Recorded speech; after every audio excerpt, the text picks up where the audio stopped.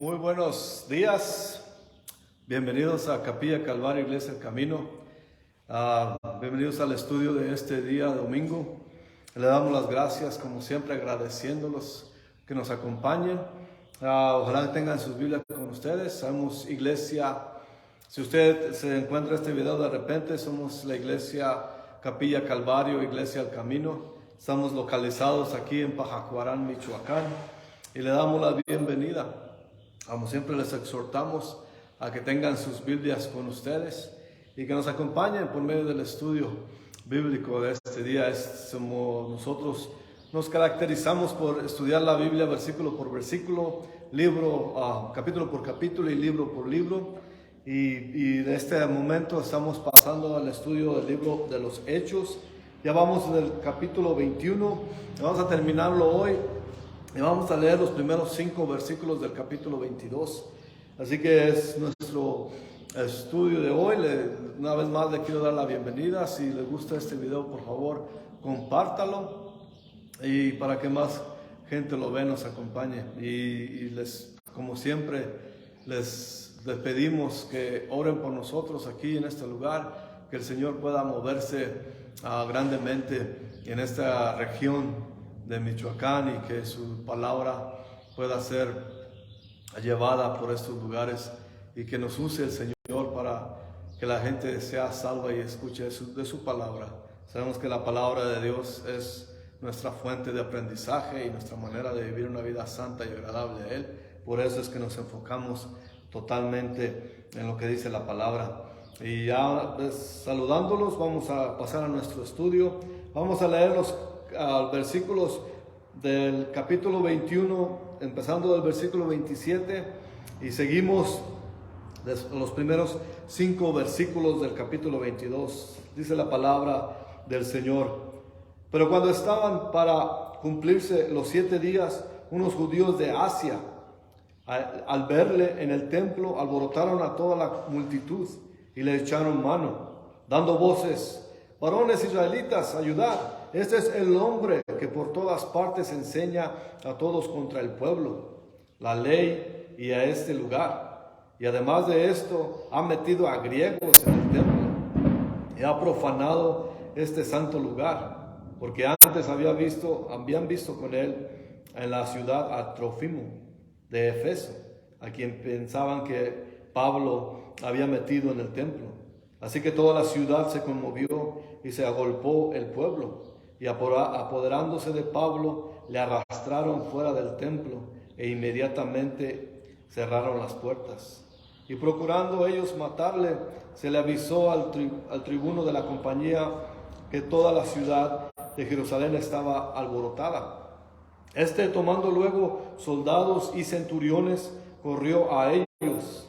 Y cuando ellos vieron al tribuno y a los soldados, dejaron de golpear a Pablo. Entonces, llegando el tribuno, le prendió y le mandó atar con 2 cadenas y preguntó quién era y qué había hecho. Pero entre la multitud unos gritaban una cosa y otros otra, y como no podían entender nada, de cierto, a causa del alboroto, le mandó llevar a la fortaleza. Al llegar a los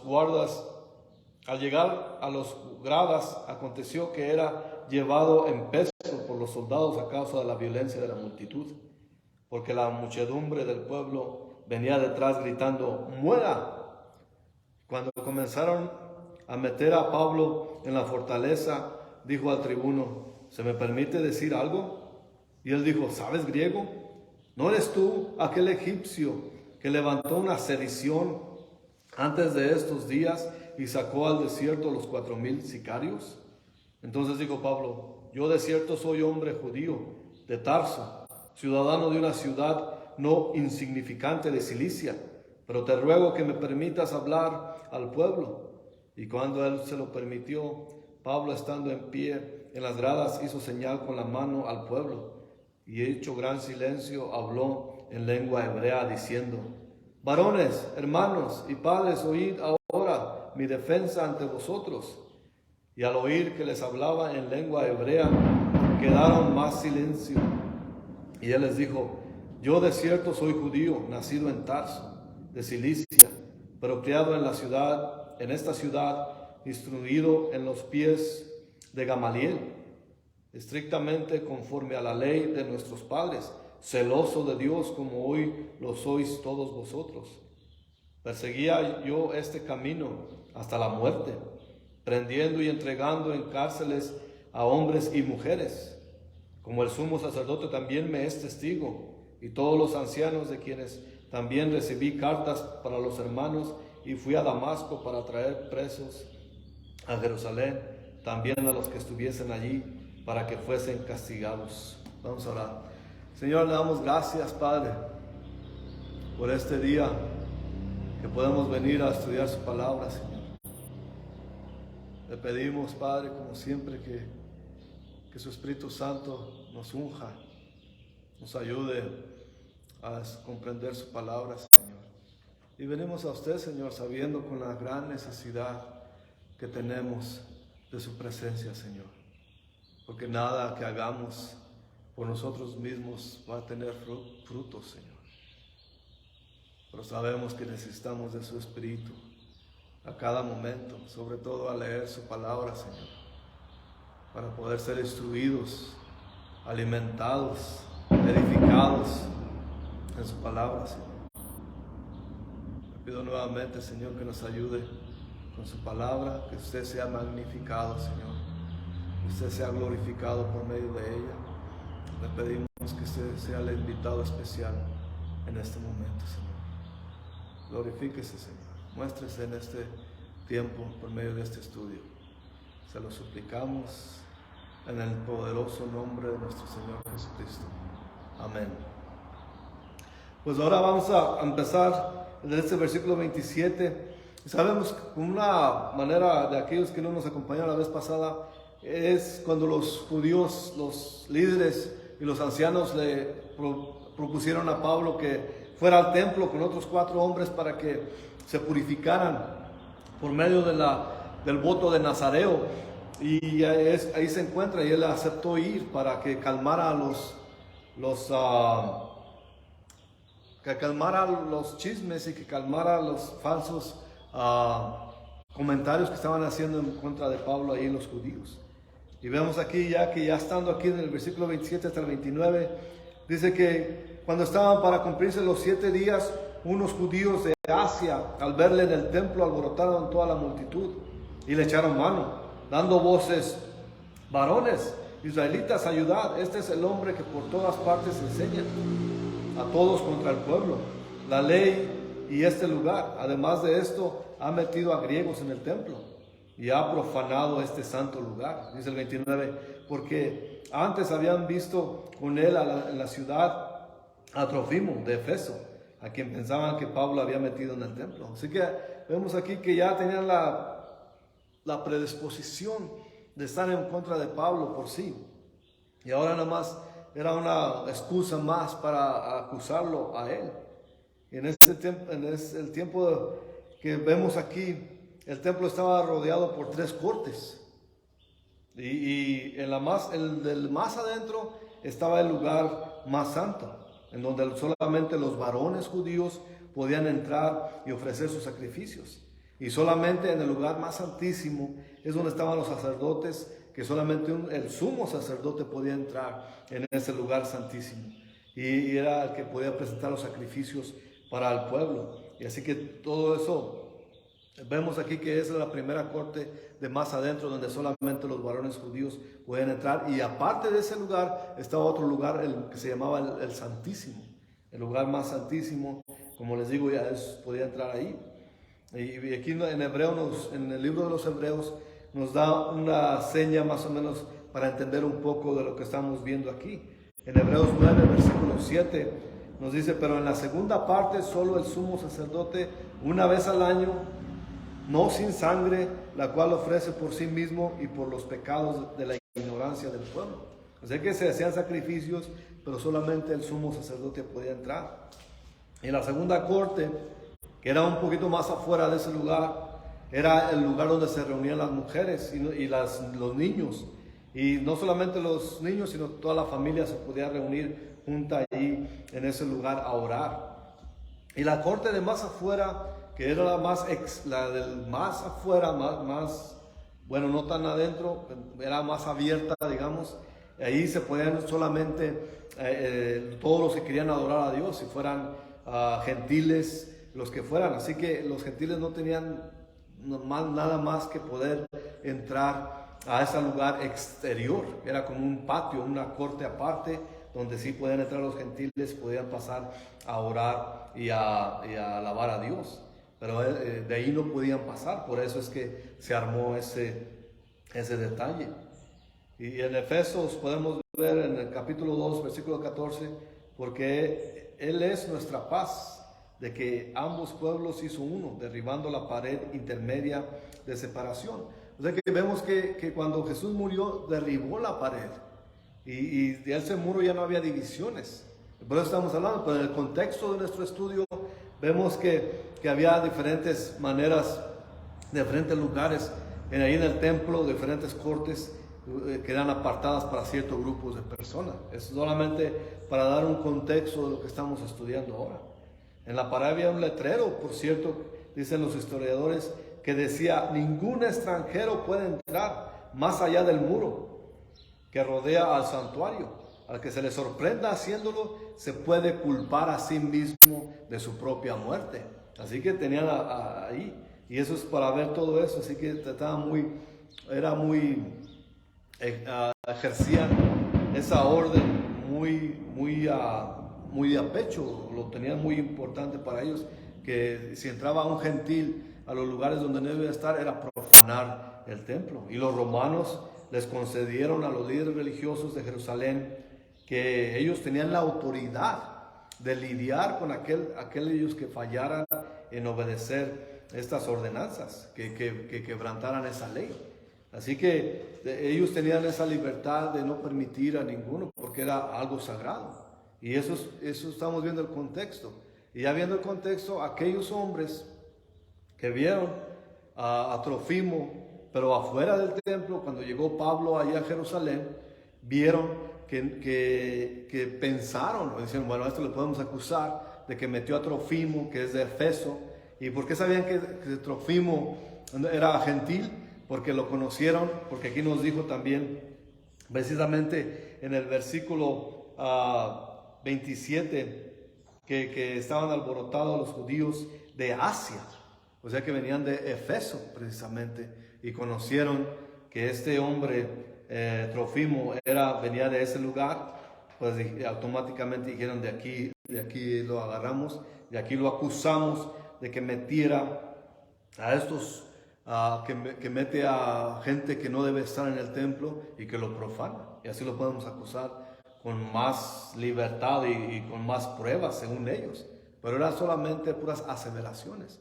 Pensaron, y pensándolo, ahí con eso se fueron, porque habían visto la ciudad con él a Trófimo, y que pensaron que Pablo lo había metido en el templo. Vemos cómo está eso. No se aseguraron, no vieron y fueron a ver al templo y a preguntar si había entrado Trófimo allí con Pablo al templo. Simplemente lo acusaron, y vemos aquí ya en el versículo 30 y 31 dice: así que toda la ciudad se conmovió, porque vemos en el 29 que ellos gritaban, como diciendo: ciudadanos, ayuden, gente, ayúdenos, porque este hombre ha hecho algo pecaminoso. Así que la ciudad se conmovió, dice el versículo 30, y se agolpó el pueblo, apoderándose de Pablo. Aquí no vemos que estaba Trófimo ni ningún otro hombre que viniera con él. Simplemente vemos que asumieron, pero agarraron a Pablo y inmediatamente cerraron las puertas, dice aquí. Y dice el versículo 31, y procurando ellos matarle, se le avisó al tribuno de la compañía que toda la ciudad de Jerusalén estaba alborotada. Así que estaban furiosos los judíos, era un odio grandísimo. Y solamente lo que querían es destruir a Pablo. Y porque vieron que el pueblo estaba tan enardecido. Vemos aquí en el versículo 31 que le dieron al tribuno o al capitán de la fortaleza, de lo que sería el cuartel de los romanos, donde estaban concentrados el ejército romano. Y ahí ellos atraparon a Pablo asumiendo que había hecho pecado en contra de la ley para matarlo. Y lo hubieran hecho si no fuera porque una fortaleza estaba muy cerquita de ahí. Y según los historiadores, esa fortaleza o ese cuartel estaba muy cerca del templo. Inclusive en ese templo, en la fortaleza había túneles que podían salir escondidos sin abrir las puertas del cuartel. Podían salir los soldados para emboscar, para ir y a tratar con las revueltas, porque en ese tiempo había muchas revueltas, y eso lo vamos a ver más adelante, como el mismo tribuno o el capitán le menciona a Pablo acerca de un criminal que andaba allí. Así que había muchas subversiones. Acuérdense que era una ocupación romana, y no todos los judíos estaban conforme con esa ocupación romana. Había muchas sediciones y había muchas gente que se levantaban. Bueno, en ese lugar había de 600 a 1000 soldados en ese cuartel, y todo, por lo menos, como había, al ratito vamos a ver que cada 100 soldados era de un centurión. Así que podemos pensar que había como unos de 6 a 10 centuriones con los soldados allí. Bueno, ahí estaba la fortaleza o el cuartel, y podían ver de la corte que seguramente había guardias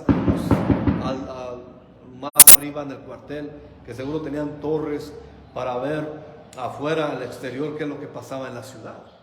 De esa manera se dieron cuenta que algo estaba pasando grave, así que la turba explotó, y por lo menos, vamos a ver más ratito, que por lo menos 200 soldados fueron despachados junto con el capitán, y para tratar de contender esa trifulca, porque ellos, si hubieran sabido lo que se trataba, quizás hubieran dejado que mataran a Pablo, pero pensaban que podía ser parte de algún ataque en contra de ellos, que estaban haciendo algo así, que por eso reaccionaron de esa manera.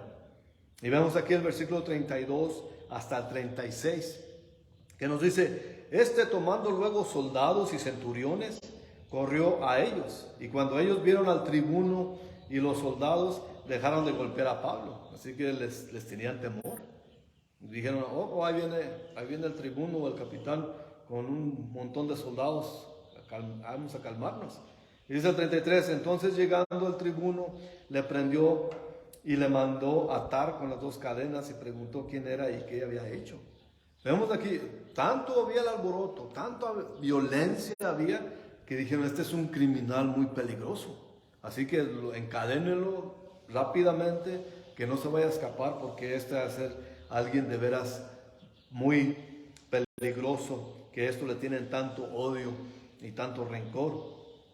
Pero dice aquí en el versículo 34: pero entre la multitud unos gritaban una cosa y otros otra, y como no podían entender nada de cierto a causa del alboroto, le mandó llevar a la fortaleza o el cuartel. Vemos aquí que, como siempre pasa, la mayoría no sabía ni de qué se trataba el asunto.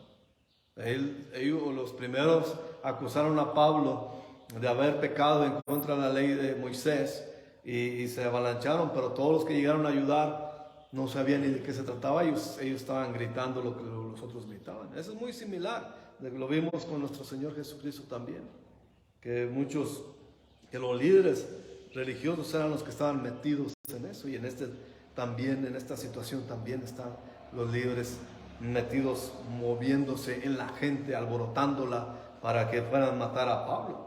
Y dice el versículo 35: y al llegar a las gradas, aconteció que era llevado en peso por los soldados a causa de la violencia de la multitud. A primera instancia, sabemos por los historiadores que Pablo era un hombre chaparrito, quizás a este punto ya todo golpeado de todas las veces que lo habían maltratado, quizás estaba hasta con un ojo que ya no podía ver con él, que muchos dicen que era como casi tuerto él, y todo golpeado, todo machucado, mayugado de su piel, de su cara, de su cuerpo. Y al leer este versículo 35 uno puede pensar, bueno, lo llevaban en peso porque eran hombres grandes los soldados, y lo llevaban como cantarito de los brazos.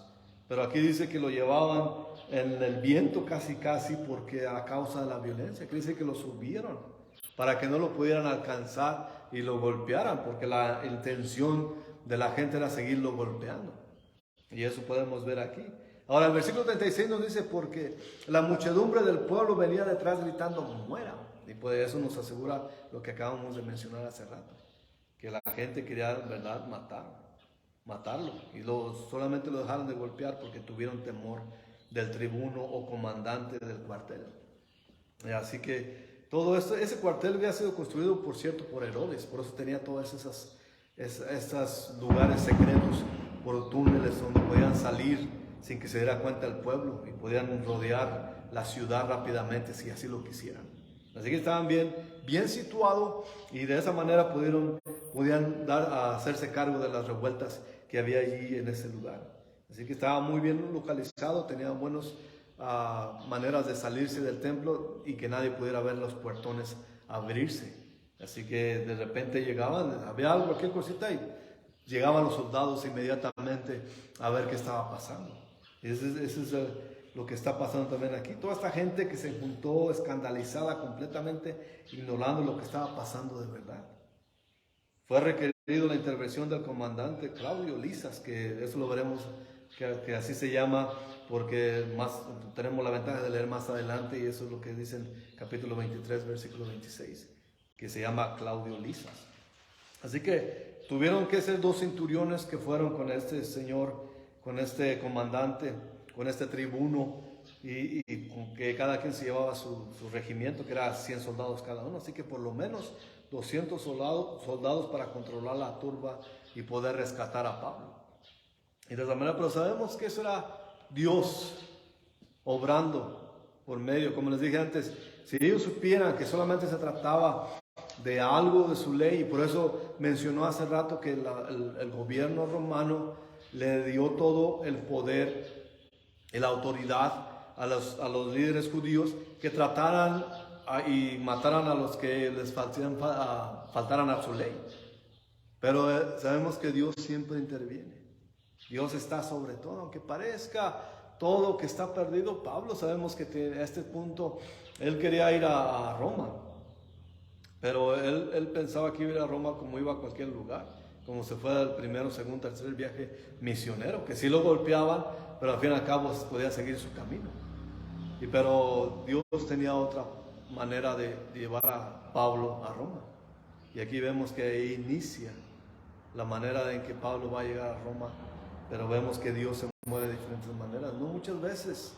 Y a veces podemos perder la fe en nuestro Señor, porque las circunstancias se ven graves, se ven difíciles.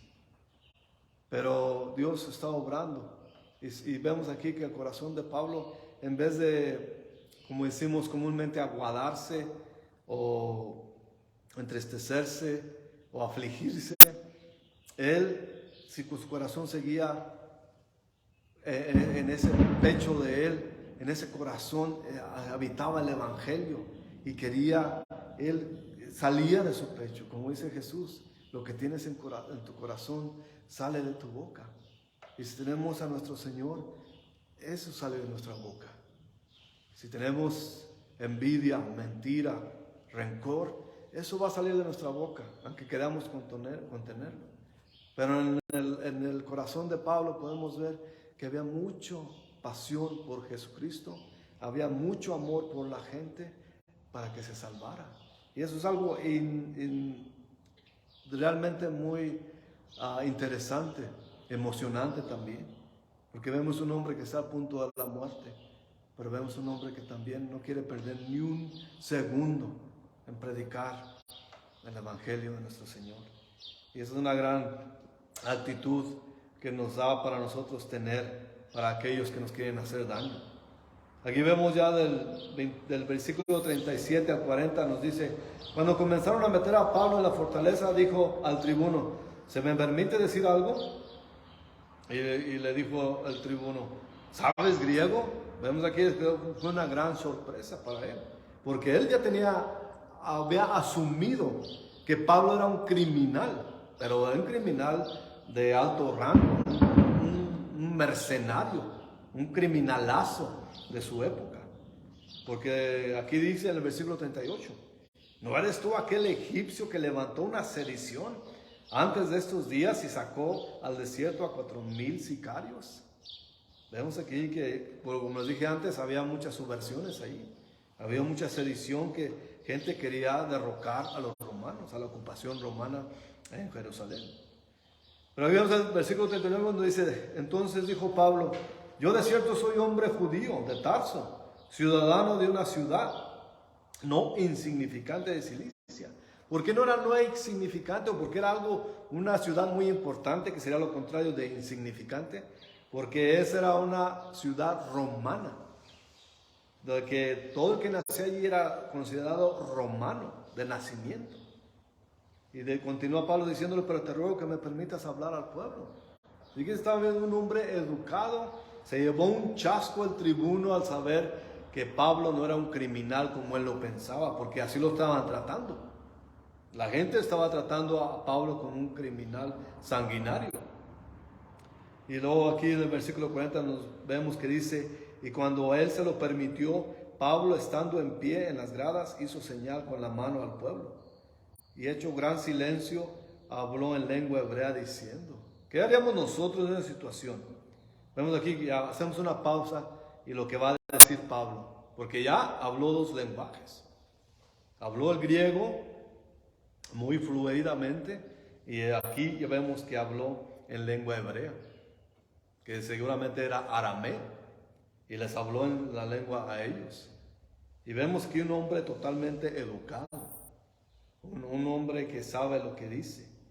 Pero un poquito de historia para ver lo que el tribuno pensaba de Pablo. Él asumía que Pablo era el asesino egipcio que había venido a Jerusalén en el año 54 después de Cristo, que clamaba ser profeta, y este egipcio lideró a 4,000 judíos fanáticos. Bueno, más para que veamos que sí había sectas. Y es más, la fe cristiana era considerada secta también por los no creyentes. Pero había sectas verdaderas, como este hombre judío, que no se nos dice su nombre, pero ese judío se llevó y se resguardaba en Monte Olivo, y prometiéndolos que él, como decía que era profeta, este hombre clamaba a ser profeta y decía, al sonar de mi voz, yo podré derrotar al imperio romano, será destruido. Y todo el gobernador, toda autoridad romana será destruida en Jerusalén. Él les decía eso y la gente lo seguía. Acordémonos, como les dije, que muchos, la mayoría de la gente ¿quién iba a estar contenta en una ocupación de otro país y otra cultura sobre cualquier país? Nadie. Así que había muchos que estaban en contra, y así que oían estos farsantes decir, yo voy a destruir esta ocupación romana, y todos les gustaba oír eso, y vamos a seguirlo. Y él se aprovechaba de ellos para decirles que él los iba a destruir a los romanos. Así que, pero vemos que se dieron cuenta los romanos y fueron y los siguieron a Monte Olivo y los mataron. Ahí la historia dice que mataron a 400 judíos y capturaron a otros 200. Pero el egipcio y algunos de los seguidores escaparon en el desierto, los cuales eran llamados sicarios. En el griego la palabra sicario es sicari, con doble i al final, sicari, y quiere decir como ahora mismo también sicario, o el mismo se usa esa terminología. En ese tiempo sicario era que literalmente quiere decir hombre con daga o cuchillo, esos que matan a mansalva. Así que eran sicarios, asesinos. Y todavía en esos tiempos se le llama igual, porque un sicario es un asesino, uno que va a matar a alguien por órdenes de alguien más. Esos son los sicarios. Eso no más para tener esa perspectiva y ver ese contexto de lo que estamos estudiando aquí. Porque sabemos que tenemos que ver todo lo que dice la palabra en contexto. No hay nada vago aquí en la palabra, ni quedamos con ninguna duda. Todo lo que estamos viendo aquí, bueno, Pablo ya aclaró al tribuno, al comandante, que él no es quien él piensa. Y y se lo demostró porque se quedó con la boca abierta el tribuno al saber que Pablo podía hablar griego muy bien. Y ahora está dirigiéndose a la turba o a la multitud en arameo. Es algo increíble para ellos. Así que todos se llevaron un chasco, menos los judíos. Los judíos ya sabían quién es Pablo, como vamos a ver más adelante hoy y para el próximo día que estudiemos. Muchos de ellos sabían quién era Pablo, de dónde venía y quién era, pero aún así querían matarlo por ser cristiano. Así que pidió permiso al mismo tiempo y él le dio su información identificándose a este romano como que también él era un ciudadano romano. Y el comandante se lo concedió. Así que Pablo se dirigió a la turba en el lenguaje hebreo que dice aquí, que era por cierto arameo. Y ya pasamos al capítulo 22 aquí de Hechos, del libro de los Hechos. Y el del versículo 1 dice: padres, hermanos, escuchen ahora mi defensa. Esta es la primera defensa de 5 que va a hacer Pablo, que vamos a ver después. Y dice el versículo 2 aquí de Hechos 22: al oír que les hablaba en arameo, guardaron más silencio.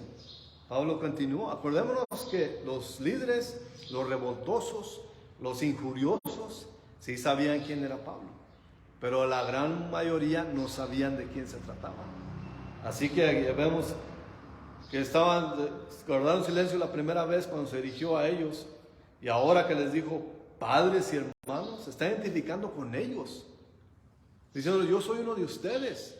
Así que sabemos que cuando hay una gran multitud de gente, aunque haya silencio, siempre hay así como pláticas, pero al oír la voz de Pablo, todos guardaron silencio total, al sorprenderse de: bueno, ¿quién es este que nos dice padres y hermanos? Es uno de nosotros, uno de nuestra familia. Por eso guardaron ese silencio. Al oír que estaba hablando en arameo, dice el versículo 2, guardaron más silencio. Y Pablo continuó.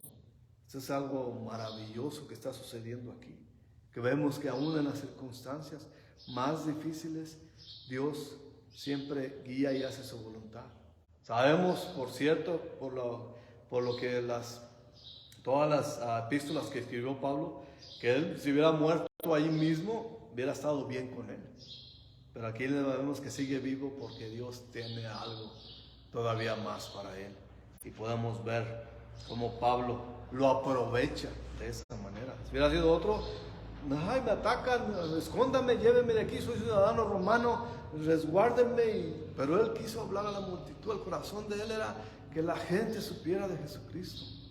Eso es algo inaudito que no podemos ver y nunca he visto en este mundo. Son todos, como nosotros seamos cristianos o no, siempre nos quejamos por los ataques, nos hacemos víctima nosotros, y no seguimos el ejemplo de Pablo y menos el ejemplo de nuestro Señor Jesucristo, que Él nunca se dio por víctima. Y Pablo, siendo un fiel seguidor de Jesús, tampoco se hace víctima. Él sigue adelante con lo que Él tiene que hacer a pesar de las circunstancias. Y por eso nosotros no somos víctimas. Si nos atacan, si nos critican, pero no somos víctimas. Tenemos un ideal que es cierto y nos basamos en la palabra de Dios para seguir con ese ideal en nuestros corazones, porque tenemos al Espíritu Santo. Y sin duda aquí muestra Pablo tener al Espíritu Santo con él, porque él, a pesar de todo, sigue aprovechando la oportunidad para que la gente sea salva, aún aquellos que lo están atacando a muerte. Vemos aquí, ya para terminar, los versículos 3 hasta el 5, dice: yo soy judío, nacido en Tarso de Cilicia, pero criado en esta ciudad bajo tutela de Gamaliel. Recibí instrucción cabal en la ley de los maestros antepasados. Gamaliel, por cierto, era el rabino más prominente en Jerusalén. Era un rabí, un maestro de maestros, y él estaba bajo él. Y dice: recibí instrucción cabal en la ley de nuestros antepasados, y fui tan celoso de Dios como cualquiera de ustedes hoy día. Vemos cómo se está identificando. Vemos ahí cómo se dirige a ellos. Perseguía a muerte a los seguidores, dice el versículo 4, perseguía a muerte a los seguidores de este camino, arrestando y echando en la cárcel hombres y mujeres por igual. El camino es la iglesia de Jesucristo, es a la que se refiere aquí, de este camino. Y es lo que él está mencionando. El versículo 5 dice, y así lo pueden atestiguar el sumo sacerdote y todo el consejo de ancianos. Incluso obtuve por parte de ellos carta de extradición para nuestros hermanos judíos en Damasco, y fue allá con el fin de atraer personas presos a Jerusalén, a los que encontrara para que fueran castigados.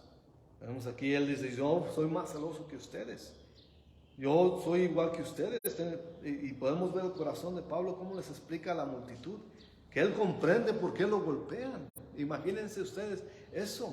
Él no los agredió con palabras, no los insultó, diciendo, ya estoy aquí, me están resguardando soldados, 200 soldados me están cuidando.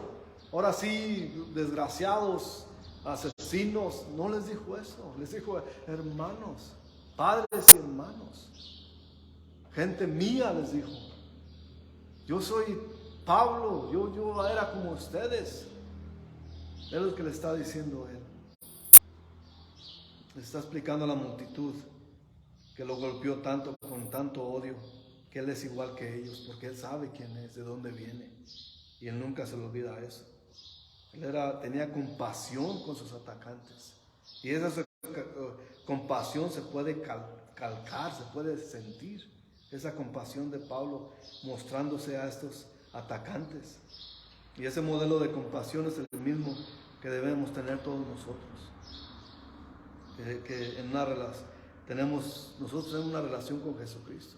Y eso nos pone aparte, en otro nivel. Y no es superior, pero es un nivel de amor, de compasión, aún por aquellos que tienen odio contra nosotros mismos. Eso es el modelo que nos enseñó nuestro Señor Jesucristo para con toda la gente que no tiene la fe puesta en Jesucristo nuestro Señor. Pablo fue un rabí prominente en su juventud. Él fue parte del concilio de los judíos también. Y él tomó por su parte ir a atrapar. Él no mandó sicarios o mandó guardias del templo a arrestar. Él mismo se decidió ir a atacar y a retraer a la gente de este camino. Porque sabemos que en Gálatas dice, en el capítulo 1, versículo 13-14, ustedes ya están enterados de mi conducta cuando pertenecía al judaísmo, de la furia con que perseguía a la iglesia de Dios, tratando de destruirla. En la práctica del judaísmo yo aventajaba a muchos de mis contemporáneos en mi celo exagerado por las tradiciones de mis antepasados. ¡Wow! De las tradiciones. Esa es una manera en que era conocido él. Y él dice, tengo testigos.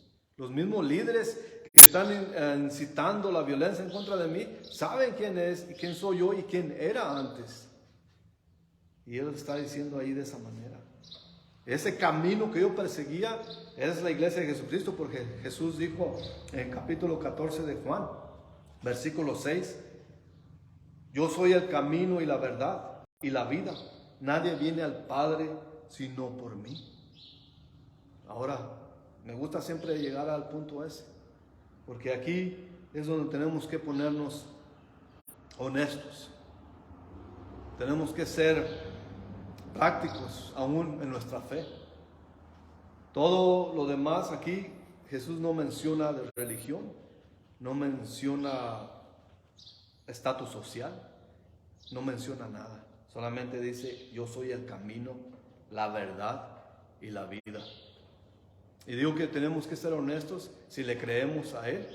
O creemos, por ejemplo, Pablo dijo que él era muy celoso de todas sus tradiciones y costumbres.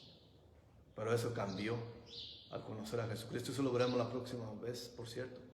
Pero aquí podemos ver y aprender de Pablo en tener compasión por aquellos. Precisamente porque al menos yo, como Pablo, tenemos dos etapas en nuestras vidas. Antes de Jesús, que era lleno de religiosidad, de costumbres, de rituales y de cosas que nos hacían sentir bien, pensando que nuestras obras iban a trabajar o a obrar en nuestro favor para agradar a Dios. Y una etapa después de Cristo donde sabemos que no me merezco nada, que merezco la muerte, el castigo para mis pecados, que son muchos los que cometí y que merecía la muerte y no la salvación. Pero Jesús, siendo el camino y la verdad y la vida, Él dio su vida por mí y por todo aquel que acepta a Jesús como Señor y Salvador. Esa es la diferencia en Pablo y en nosotros, porque nosotros también en un tiempo yo criticaba a todos aquellos que me hablaban del Evangelio. Yo decía, vete por allá, con palabras obscenas. ¿Quién escribió la Biblia? La escribieron gente también como nosotros. Así que, ¿qué vamos a creer eso? Pero esa es la ceguera mundana que tenemos, de no saber y no entender la palabra de Dios, porque solamente con su Espíritu Santo podemos entenderla y obedecerla. Y de esa manera podemos ver las etapas que tenemos, y por eso digo que es el tiempo de honestidad, de tener nosotros y reflexionar. Yo soy en contra de todos aquellos que dicen que una oración te hace salvo ya.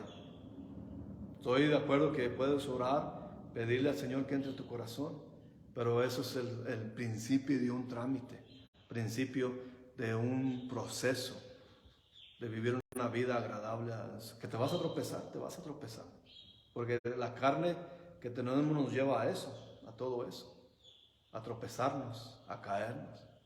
Pero si nos volvemos a levantar, Dios es bueno y es justo, que si declaramos nuestros pecados, Él perdonará nuestros pecados. Y eso es la base de todo, y que no usan muchos pastores, es el arrepentimiento, de arrepentirnos de nuestros pecados. Pablo, la próxima vez que estemos aquí leyendo lo que sigue en el capítulo 22, vamos a ver que hubo un cambio radical en Pablo, y él va a dar su testimonio. ¿Cuál es nuestro testimonio? ¿Nos importa más la tradición, los rituales, lo que nosotros creemos que Dios debe ser, o querer entender quién es Dios en verdad? Que Él es mucho más de lo que nosotros podamos entender, pero que al menos sabemos que es un Dios todopoderoso, supremo, más allá de lo que nuestro propio cerebro puede entender.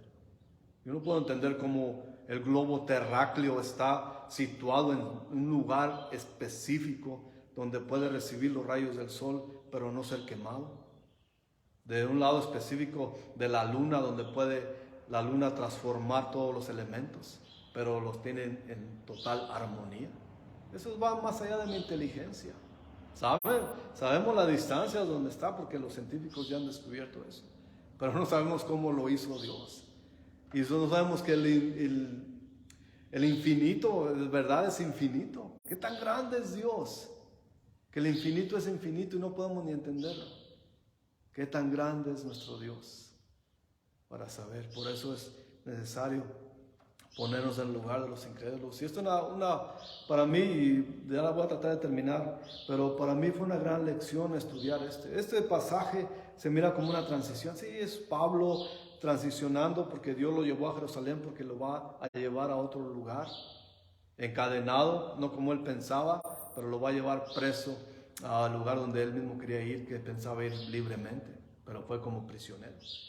Pero es algo más que eso. Vemos el corazón de Pablo, que se dirigió con todo amor a aquellos que lo querían destruir, porque él un tiempo pensaba como ellos. Así fue la lección para mí, que cuando voy a las calles y quiero platicarle a la gente de Dios y sufro el rechazo, y no es sufrir el rechazo, sino que me rechaza, pero no es a mí, es al Evangelio, porque un día yo también lo rechacé. Por eso el Señor me enseñó por medio de este estudio que debo comprender a esa gente. Porque en un tiempo yo también lo rechacé. Yo blasfemé en contra de la Biblia. Blasfemé en contra de aquellos pensando que las tradiciones eran suficientes. Pero ya veo que no. Que la tradición, ni las costumbres, ni los rituales, ni nada, ni la religión salvan. Solamente Jesucristo. Juan 14:6. Él es el camino, Él es la verdad y la vida. Y nadie viene al Padre si no es por Él. Eso es lo que yo entendí. Y eso es lo que les predico este día. Ojalá que usted, me asumo que todos los que nos están viendo creen en nuestro Señor Jesucristo. Y aquellos que lo que son, que aprendamos de eso, que tenemos que tener amor por aquellos que nos rechazan. Porque en un tiempo fuimos de esa manera también nosotros. Y ustedes, si están viendo así, pensando loco, como nos critican a veces, nos ponen comentarios ofensivos en el YouTube, que, bueno, ni los menciono, pero si ustedes de esa manera piensa ahorita que todo lo que estoy diciendo es tontería, acérquese a la Biblia. Nosotros por eso nos enfocamos en la Biblia, porque la Biblia es la que nosotros nos regimos, por eso. Y les exhorto a que se apeguen más a la palabra de Dios. Y a ustedes que nos acostumbran vernos, sigan orando por nosotros, por favor, para que el Señor haga una gran obra en esta región, que el Espíritu Santo se mueva poderosamente. Nos veremos la próxima vez, siguiendo el versículo 6 del capítulo 22 de los Hechos, en adelante, donde Pablo da su testimonio. Y por lo pronto vamos a orar. Señor, te damos gracias por este día, que su palabra, Señor, aunque sea, a veces podemos verla superficialmente y no vemos su espíritu, Señor, pero si cuando su espíritu nos apodera de nuestros corazones, nuestras mentes, podemos ver su gran amor por la gente, Señor. Qué gran Dios tenemos. Sea bendecido y glorificado, Señor. Sea glorificado, Señor. Nosotros aquí somos pocos. Espero que en el internet estén conectados más, Señor, pero obre en las vidas de ellos. Obre en la vida de todos nosotros, Señor. Perdone nuestros pecados. Ayúdenos a vivir una vida agradable a usted, Señor. Le pido que sane a los enfermos, que provea por las necesidades y que brinde paz y armonía en sus hogares, Señor. En todos nuestros hogares. Úsenos, Señor, donde quiera que vayamos, que podamos reflejar lo que Pablo refleja, Señor, que es el amor por la gente, no importa cómo nos traten, Señor. Nosotros somos quienes somos por usted, no lo que hacen los demás. Pero usted es el que nos rige, usted es el que nos lleva, usted es el que nos manda, Señor. Gracias, Padre. Gracias, Jesús, y gracias, Espíritu Santo. Sea glorificado, Señor. No nos queda otra palabra, parece muy poco decirle gracias, pero es todo lo que tenemos, Señor. Gracias por lo que nos da, por lo que nos bendice. Gracias en tu nombre, precioso, poderoso, hermoso nombre, Jesús, nuestro Señor. Amén. Tengan una gran semana. Sean bendecidos. Que la gracia y la paz de Dios estén con ustedes. Y sigan orando por nosotros. Nos veremos la próxima vez.